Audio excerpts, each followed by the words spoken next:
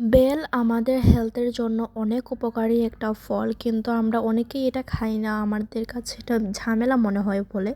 তো আজকে আমি আপনাদের সাথে বেলের একটা সিম্পল ওয়ে শেখাবো কীভাবে বেলের পিউরি বানাতে হয় without any Blender grinder. Just হাত দিয়েই আপনারা এই পিউরিটা বানাতে পারবেন।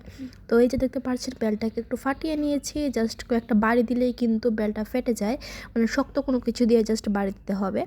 তো এবার আমি একটা চামচের সাহায্যে বেলের যে বাহিরের যে আবরণটা, এই আবরণটা থেকে বেলের যে বলটা থাকে বা কাঠটা থাকে, এই কাঠটাকে আমি খুব সুন্দরভাবে বের করে নিব।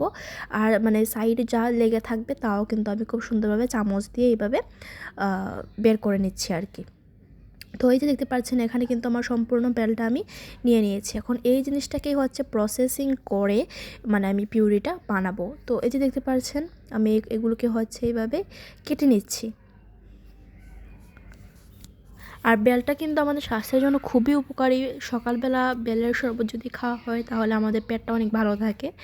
তো এই যে দেখতে পাচ্ছেন, এবার আমি এখানে এড করবো পর্যন্ত কি পানি। এখানে যদি আমি এখন পানি এড করি তাহলে কিন্তু এই জিনিসটা মানে খুবই নরম হয়ে আসবে, আর এটা একদম মিক্সড করা খুবই সহজ হয়ে যাবে। আর এই যে দেখতে পাচ্ছেন, আমি খুব সুন্দরভাবে বেলের যে বাহিরের শক্ত আবরণ এইটা থেকে বেলটাকে খুব সুন্দরভাবে আমি বের করে নিয়েছি। তো এখন আমি এখানে জাস্ট নর্মাল সাদা পানি এড করব। তো এখন আমি এখানে পানিটা দিয়ে দিয়েছি আর চামচ দিয়ে আস্তে আস্তে মিক্সড করতেছি। পানিটা কিন্তু বেশি দেওয়া যাবে না, তাহলে কিন্তু পিউরিটা একদম পাতলা হয়ে যাবে আর এটা খেতেও ভালো লাগবে না। তো পিউরিটা একটু ঘন রাখতে হবে। তো এই যে দেখতে পাচ্ছেন, আমি পানিটা দিয়ে এভাবে একটু চামচ দিয়ে জাস্ট একটু প্রেস করে করে একটু নরম করে নিতে হবে।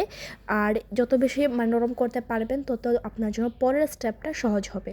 তো এই যে দেখতে পাচ্ছেন, আমি খুব সুন্দরভাবে এখানে নরম করে নিয়েছি। আর এখানে লাগবে একটা ঝাঁকি বা ঝাড়ি, আপনারা যেটাই বলেন না কেন।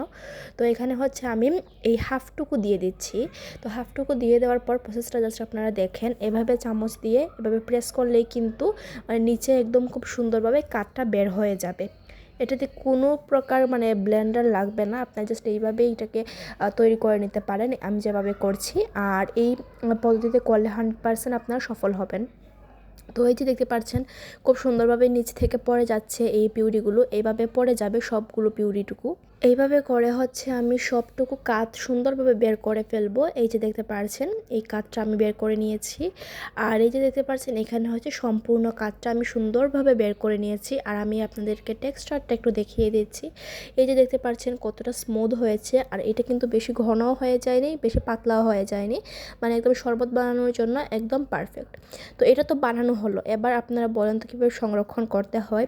জাস্ট খুবই নর্মাল, খুবই সিম্পল একটা ওয়ে আপনাদের সাথে শেয়ার করছি। একটা বক্স নেবেন, এরকম একটা বক্স। এই বক্সের ভিতর আপনারা জাস্ট ঢেলে একদম নর্মাল ফ্রিজে রেখে দিবেন, তাহলেই কিন্তু এটা একদম সুন্দরভাবে হয়ে যাবে। বক্সটাতে পিউরিটা রাখার আগে মেকশিওর করতে হবে যে আপনার বক্সটা যেন একদম মানে শুকনা থাকে, ভেজা যেন না থাকে।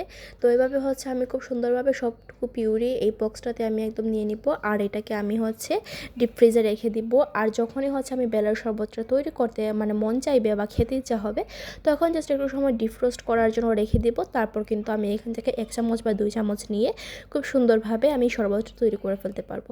সেইটার রেসিপিও কিন্তু আপনাদের সাথে শেয়ার করব।